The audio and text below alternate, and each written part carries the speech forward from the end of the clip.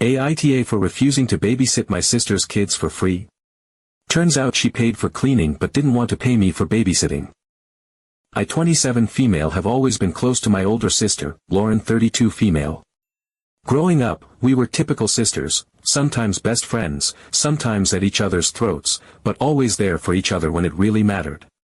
When she had her first child, Milo, I was thrilled to become an aunt. And when Sadie was born 3 years later, I was just as excited. I adored them both, and I wanted to be the fun, supportive aunt who was always around.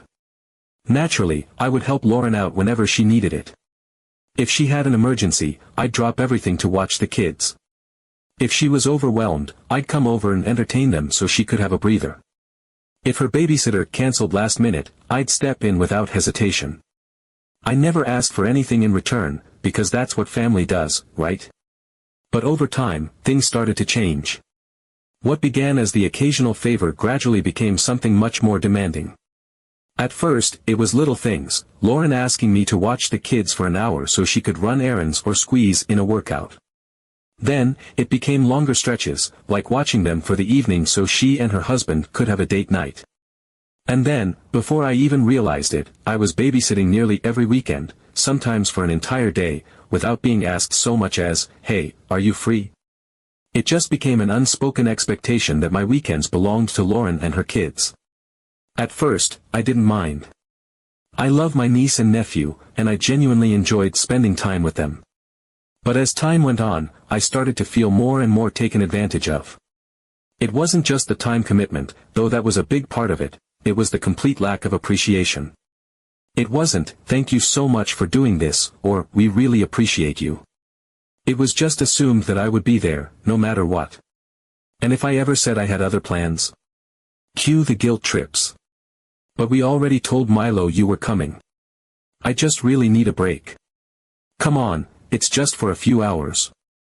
I started to feel like I had no control over my own time. I work full-time. I have friends, hobbies, responsibilities. But somehow, my personal time had become secondary to my role as my sister's free nanny. I tried to push through the resentment, telling myself that it was just a phase, that maybe once the kids got older, it would ease up. But it didn't. It only got worse. The breaking point came when Lauren asked me, yet again, to babysit on a Saturday. Not for an emergency. Not because something urgent had come up. But because she and her husband wanted to go on a nice, long brunch date. When I told her that I had plans that weekend and couldn't do it, she acted like I had just told her I was never speaking to her again. She got so upset, saying, "I just don't understand why you're suddenly being so selfish about this." I was stunned. Suddenly, I was the selfish one for not wanting to give up my free time every single weekend. I tried to stay calm and explain my perspective. I told her that I didn't mind helping occasionally, but this had become too much. That it wasn't fair to expect me to be available every single time they wanted to go out. That I had my own life and responsibilities. I even suggested that if she really needed regular help, maybe they should consider hiring a babysitter. That was apparently the worst thing I could have said. She looked at me like I had betrayed her in the worst possible way. "Family doesn't charge for help," she snapped. Her husband chimed in too, saying they already spent so much money on the kids and didn't need another expense. I reminded them that I had been helping for free for years, but I wasn't their full-time nanny. That's when she hit me with, "I thought you loved my kids." That stung. A lot. Because of course I love them. I love them enough to have put my own needs aside for years just to make sure they were cared for. But love doesn't mean being taken advantage of. Love doesn't mean being expected to give and give and give without ever being considered in return. Since that argument, things have been tense. Lauren barely speaks to me now. She hasn't outright cut me off, but she's cold and distant. Her husband is the same way. It's like they decided that because I set a boundary, I must not care about them at all. I tried reaching out once, sending a message saying that I love them and that I'm still happy to help from time to time, but I just can't do it every weekend. She left me on read.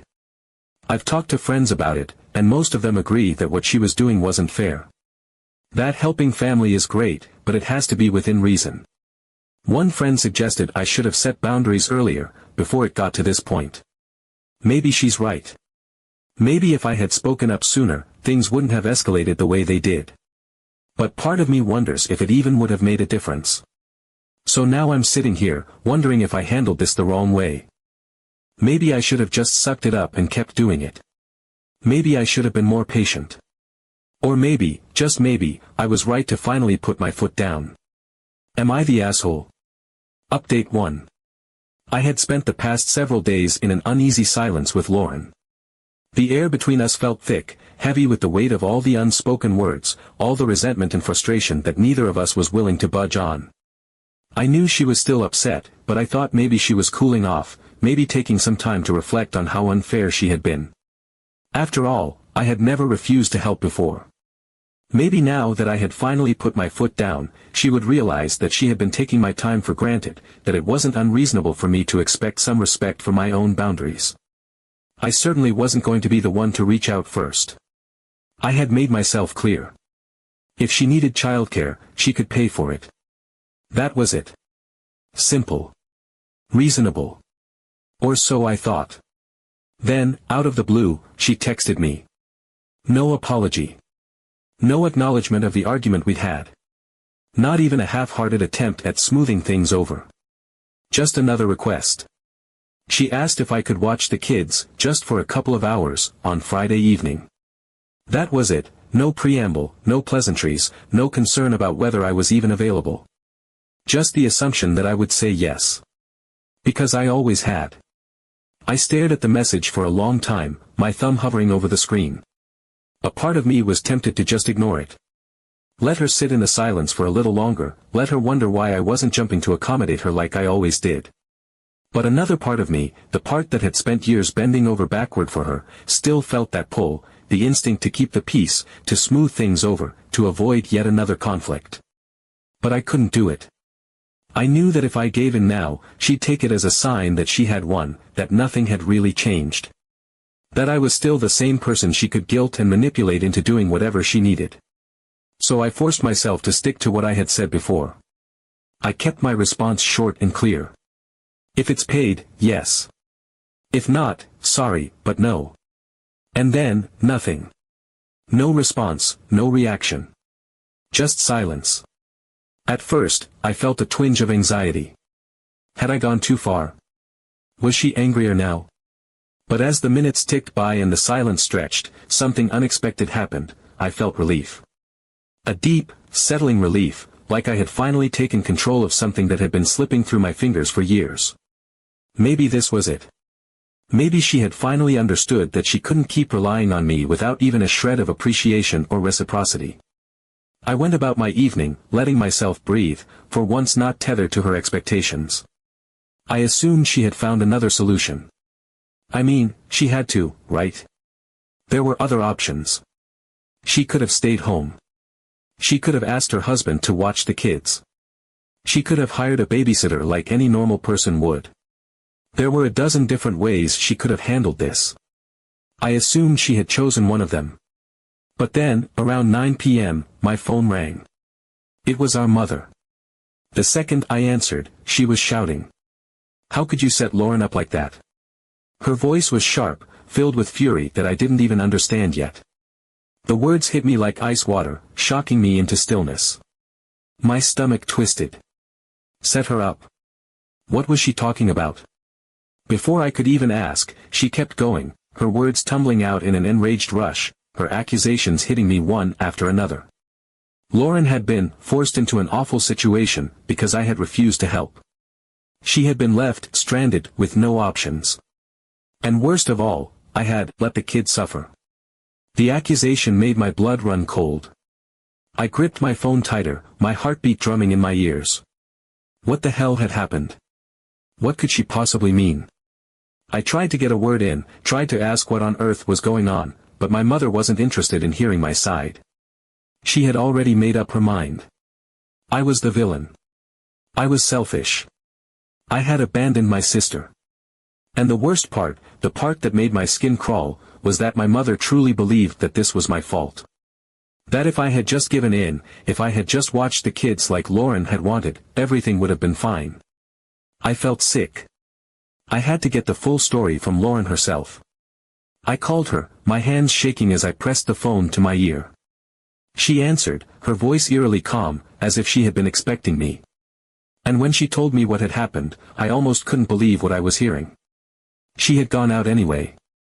She had left Milo, a 6-year-old, and Sadie, a 3-year-old, home alone, assuming that at the last minute, I would come to my senses and show up. My stomach dropped. My vision blurred with rage and disbelief. She had actually done it. She had actually gambled with her children's safety just to prove a point. Just to make me feel guilty. At some point in the evening, Milo had gotten overwhelmed because Sadie wouldn't stop crying. He didn't know what to do. He got scared. So he called our grandmother, our mother's mother, who then called my mother, who immediately dropped everything and rushed over. That was how it all unraveled. My mother stormed into the house, expecting to find me there, expecting to see me sitting with the kids like I always did, like Lauren had assured herself I would. But instead, she found 2 terrified little kids with no adult supervision. And instead of blaming Lauren, the person who had actually left them alone, she blamed me. If you had just helped your sister, this wouldn't have happened. That was her logic. Not that Lauren had been reckless. Not that she had made a horrible, irresponsible decision. Not that she had put her own children in danger. No. In my mother's eyes, I was the one who had forced Lauren into a bind. I was the one who had made this happen. It was so absurd, so deeply unfair, that for a long moment, I didn't even know how to react. The weight of it, the sheer ridiculousness of it, was crushing. I kept asking how Lauren could possibly think this was okay, how she could have done something so reckless, how she could have left her kids alone and just assumed I would come. And she just kept repeating the same thing over and over, as if it was the only justification she needed. She had been sure I would come. She just knew I wouldn't let her down. She had never even considered the possibility that I might not show up. It had never crossed her mind that I would actually say no and mean it. In her world, I was supposed to be the one who always bent, who always put her first, no matter what. The idea that I had refused, that I had drawn a line and stuck to it, was so unfathomable to her that she had been willing to leave her children alone just to test me. And yet, somehow, in all of this, I was the villain. I was the selfish one. I was the one who had put my own interests above her needs. Update 2. I tried not to think about the situation. I really did. I tried to push it out of my mind, to go about my life as if none of it had happened, as if my own sister hadn't left her kids alone and then somehow managed to make me the villain of the story. But no matter how much I wanted to move on, Lauren wouldn't let me. A few days after everything had blown up, my phone lit up with a message from her. This time, the tone was different. She wasn't angry anymore. There were no accusations, no guilt-tripping, no passive-aggressive jabs. Instead, her words were smooth, casual, as if we had just had a minor disagreement, as if I had just been stubborn for a little too long and now it was time to let it go. As if we could just erase everything that had happened with a few messages. Let's just forget about it, she wrote. You're the closest person to my children anyway. Is it really that hard for you to spend time with them?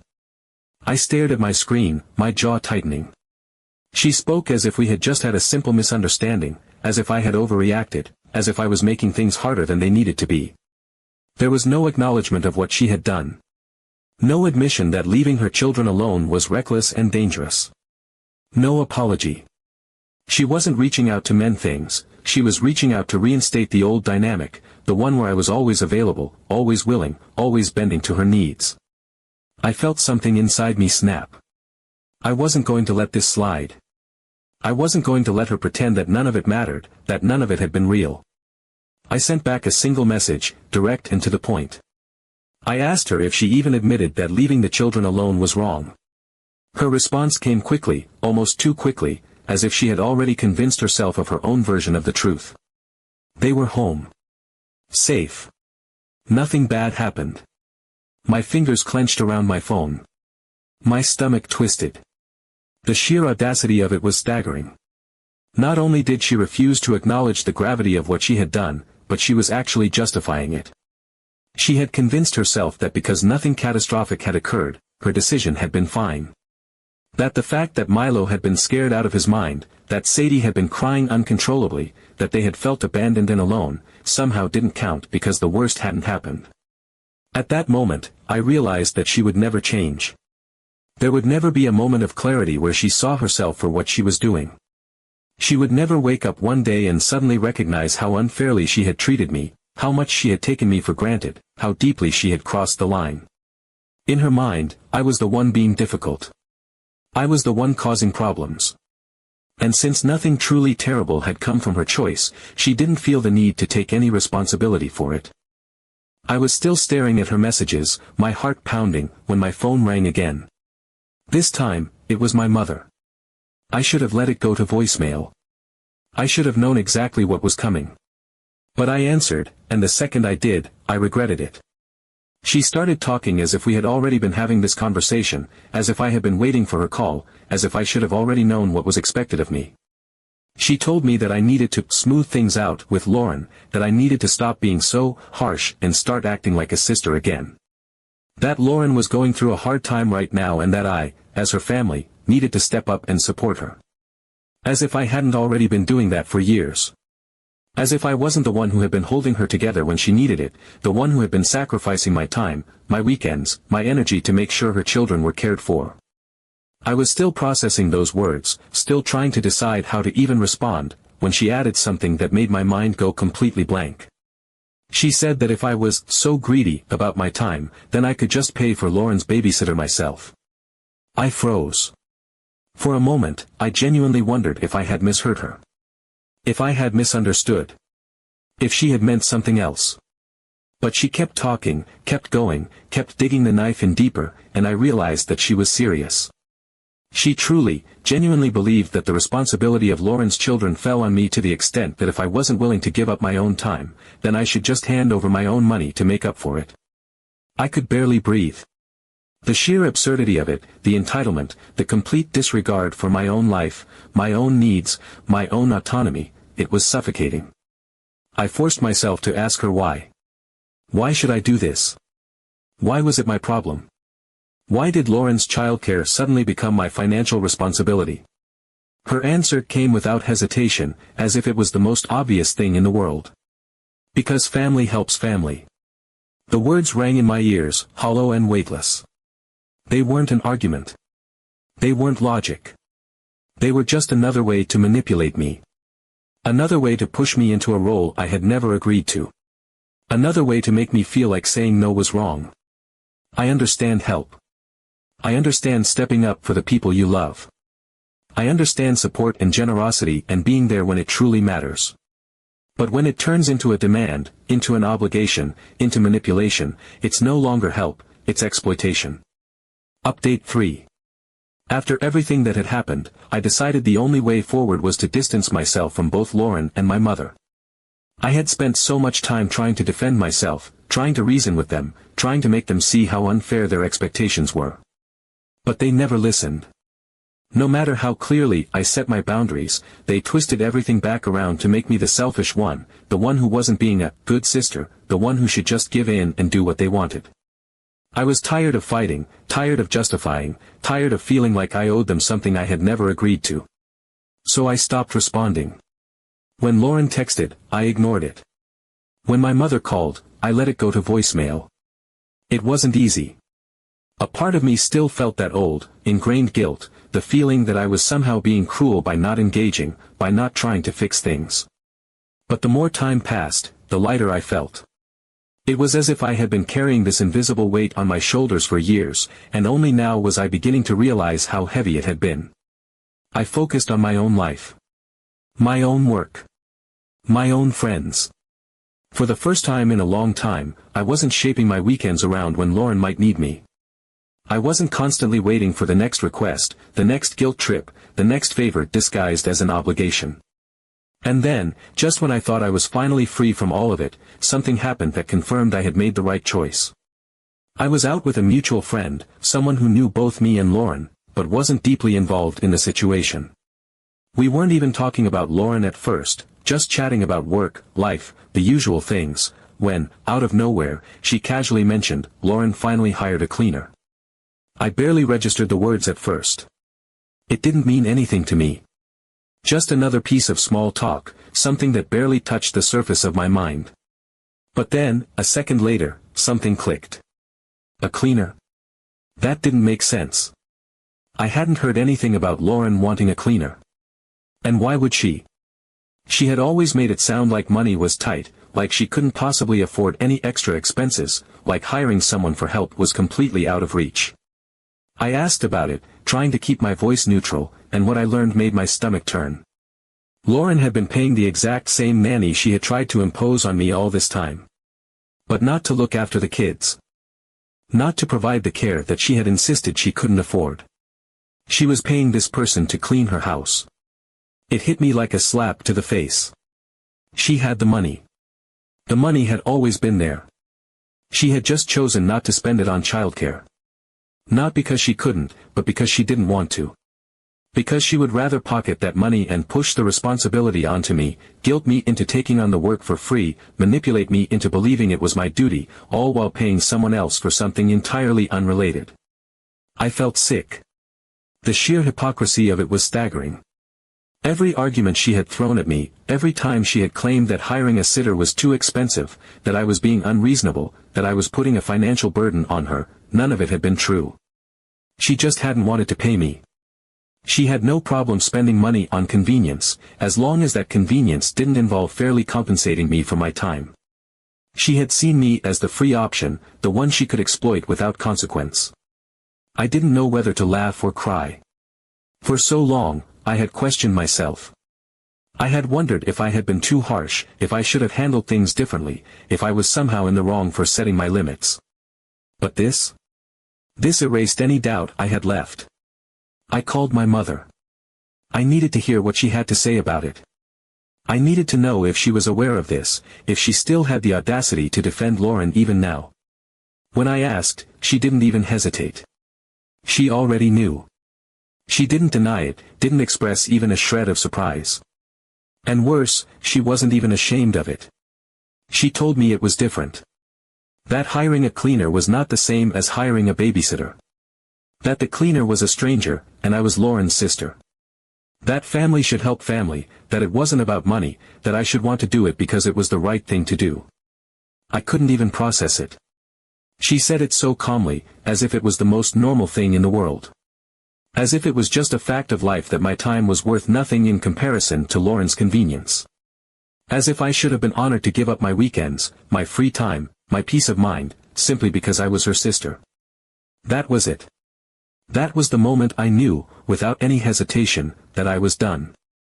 I didn't want to be part of this dynamic anymore. I didn't want to be the go-to person for their endless demands, the one they could lean on whenever they didn't feel like handling their own responsibilities. I had spent too much of my life bending to their expectations, playing the role they had written for me. So I sent Lauren one final message. Short. Direct. Clear. I told her I was done. I told her not to ask me about the kids again. She didn't even read it. And that, more than anything, told me everything I needed to know.